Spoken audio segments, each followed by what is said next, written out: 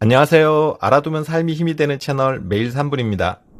제가 얼마 전에 고등학교 친구들 모임이 있어서 다녀왔거든요. 우리 모임이 분기에 한 번씩 만나는데 이번에 오랜만에 본 친구가 있었어요. 이 친구 예전부터 개인 택시 하던 친구인데 보자마자 뭔가 좀 달라 보이는 거예요. 좀 마음이 편해 보인달까? 알고 보니 개인 택시 면허를 팔고 지금은 1톤 트럭으로 용달 일을 한다고 하더라고요.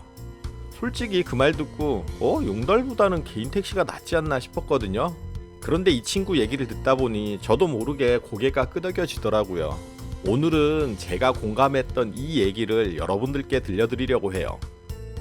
우리 세대, 특히 50대, 60대 분들 중에 은퇴 앞두고 개인 택시 한 번쯤 생각 안 해보신 분 별로 없을 거예요.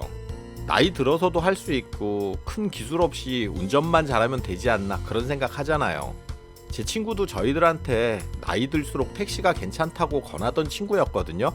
실제로 이 친구 같은 경우는 개인 택시 하면서 한 달에 평균 4,500만 원은 벌었다고 해요. 참고로 이 친구는 굉장히 성실한 친구예요. 그런데 이 친구가 결국 그 개인 택시 면허를 팔았다는 건 뭘 의미할까요? 자율주행이니 AI니 이런 걸로 택시 일자리가 위험하다 뭐 그런 거창한 이유가 아니에요. 그냥 힘들어서 팔았다고 해요. 생각해보세요. 택시 운전하면서 하루에 얼마나 많은 사람을 만납니까? 그 중에 별의별 사람이 다 있겠죠. 아버지뻘 기사님에게 반말 찍찍 해대는 놈, 술 취해 행패 부리는 취객, 잠들어 깨워도 안 일어나는 사람, 그리고 말도 안 되는 이유로 시비 거는 사람들까지. 솔직히 육체노동을 넘어서 정신노동도 이런 정신노동이 없어요. 술 취해서 오바이트 할 것 같은 취객 태우고 조마조마하며 운전하고 그러는 그게 하루 이틀이 아니잖아요. 거기다가 몸 상하는 건 또 어때요? 하루 종일 앉아서 운전하면 허리, 무릎 나가는 건 기본이고요. 제때 못 먹으니 소화기 문제, 남자들 나이 들면 전립선 문제, 은퇴 시점인 50대, 60대에 시작하면 솔직히 10년만 해도 몸이 버텨줄지 걱정되잖아요. 그래서 제 친구도 견디다 못해서 용달을 선택한 거예요. 제가 수입은 어떠냐고 물어봤는데요. 수입은 거기서 거기야. 그런데 나 이제 사람 안 태워도 돼. 물건이 반말을 하냐 소리를 지르냐 마음이 편하다는 말이겠죠. 그 말이 딱 꽂히더라고요. 택시는요, 콜 기다리며 하루 종일 손님을 찾아야 해요. 그 시간이 스트레스가 엄청나다고 하더라고요. 언제 콜이 올 줄도 모르고 또 오는 콜 빠르게 낚아채야 하는 것도 스트레스고요. 그런데 용달은 그런 면에서 택시보다 편하다는 거예요. 건당 단가도 높고 장거리 같은 경우 한 건만 뛰면 하루 일당이 되니 4시간이 여유가 있다는 거죠. 그리고 진입비용 얘기를 안 할 수가 없어요. 찾아보니 2026년 개인 택시 면허값이 얼마인 줄 아세요? 최소 1억 2천에서 지방에 따라 많게는 2억 원에 육박한대요. 그 돈을 쏟아붓고 시작하는 거예요. 반면 소형 용달 영업용 번호판은 약 2,800에서 2,900만 원 선이라고 해요. 개인 택시 면허가 용달보다 4배에서 7배 더 비싼 거예요. 개인 택시 면허 팔고 남은 돈은 노후 자금으로 투자할 수 있다는 거죠. 1억 넘게 여유 자금이 더 있다면 노후 설계부터 달라지잖아요. 그런데 용달이 이렇게 쉽고 좋으면 진작 했겠지 왜 안 했겠어요? 일거리가 없어서 못한 거잖아요. 맞아요. 지금까지 용달은 그게 문제였어요. 인맥 없으면 오더 따기가 너무 힘들었거든요. 아는 사람이 불러줘야 일이 생기는 구조였으니까요. 그런데 지금은 달라요. 완전히 달라졌어요. 카카오 택시 앱 다들 많이 쓰시죠? 거기에 요즘 물건 보낼 때라는 항목이 생겼어요.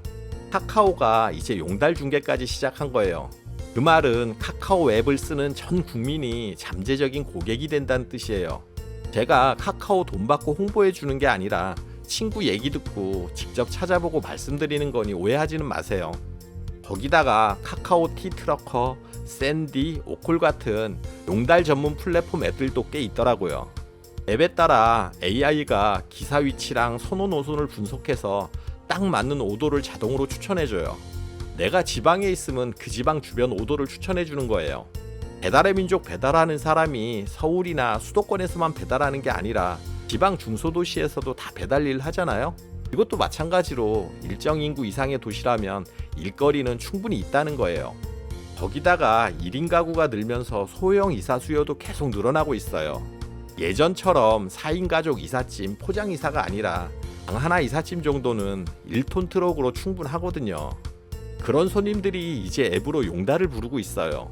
또 당근 같은 중고거래 플랫폼에 직거래로 산 등치 큰 물건 옮겨달라는 오더도 많이 올라와요. 이런 거 잘 챙겨 잡는 것도 요령이고요.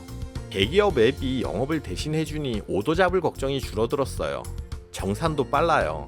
예전에는 돈 받는데 며칠씩 걸리는 경우도 있었는데 요즘은 평균 1시간 안에 자동 입금이 된다고 하더라고요.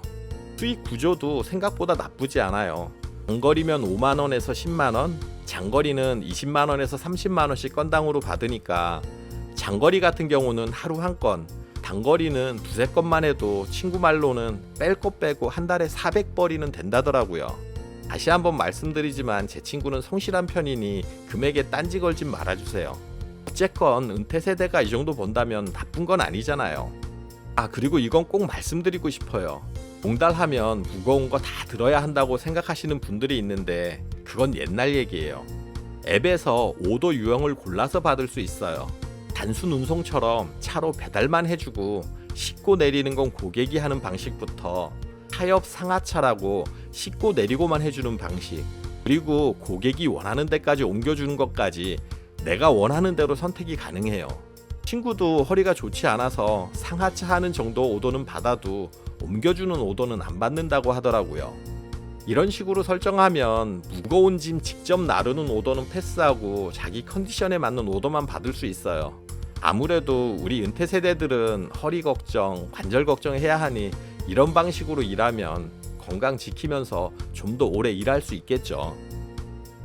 친구가 개인 택시 할 때는 스트레스도 엄청 많이 받았고 모임에도 못 나올 때가 많았어요.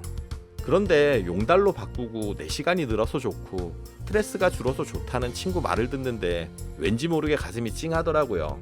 우리 세대는 평생 남 눈치 보고 회사 눈치 보고 아이 들어서는 와이프 눈치 보면서 사는 세대잖아요. 친구는 더 이상 손님들 눈치 안 봐서 좋다더라고요. 이 영상 보고 여러분들에게 꼭 용달을 하라고 말씀드리는 게 아니에요. 기술이 발달되고 로봇과 AI가 모든 직업들을 다 없앨 것처럼 겁주지만 기술 발달하는 부분을 살펴보면 또 다른 일자리가 기다리고 있다는 걸 용달을 예로 들어 말씀드린 거예요. 저도 50대 중반을 지나 후반으로 치닫는 나이다 보니 나이 들어 할 다른 일로 이렇게 유튜브도 하는 거고 나름 다른 공부도 하면서 준비하고 있거든요. 아무리 기회가 있어도 내가 준비가 안 되어 있고 정보를 놓치고 있으면 아무 소용 없잖아요. 은퇴하고 나면 은퇴한 사람들을 위한 일자리가 떡하니 놓여 있는 게 아니에요. 나름 그런 자리를 얻기 위해 노력하고 준비하고 정보도 찾고 그러는 사람들에게 기회가 돌아가는 법이죠.